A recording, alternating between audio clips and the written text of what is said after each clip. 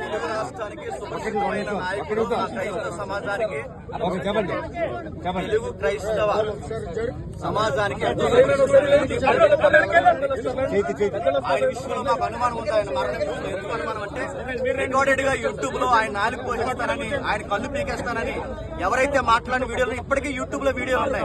మొదలు ఎవరైతే ఉన్నారో నువ్వు ఎలా బతుకుతారో మేము చూస్తారని ఆయన డైరెక్ట్ వార్నింగ్ ఇచ్చే. నెల క్రితం కూడా ఆయన ఏమన్నాడంటే, నాకు ప్రాణ సంకటం ఉంది, నాకు ప్రాణ భయం ఉంది, నాకు ఆయనకి ఏదైతే ఉందో ఆయనకి ఇబ్బంది కలుగుతుందని ఆయన స్వయంగా ఆయన ఫేస్బుక్ ఐడీలో ఆయనే పోస్ట్ చేశారు.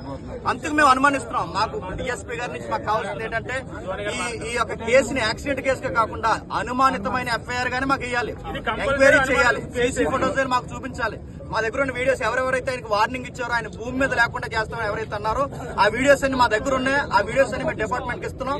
ఇది క్రైస్తవ సమాజానికి చాలా పెద్ద గాయం. మేము ఇలాగే చూస్తున్నట్టు ఊరుకుంటే మా క్రైస్తవులు ఉన్న తలకాయలన్నీ ఎలా తీసుకుంటూ వెళ్ళిపోతారా?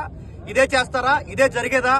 అంటే మేము మాట్లాడక మాకు భావప్రకటన లేదా? మా సబ్జెక్ట్ మేము మాట్లాడడానికి ఇంత వార్నింగ్లు ఇచ్చి ఈరోజు మనుషులు లేకుండా చేస్తారా? ఇది మాకు అనుమానం. మా అనుమానాలు తీరాలి. దీనికి డిపార్ట్మెంటే న్యాయం చేయాలి.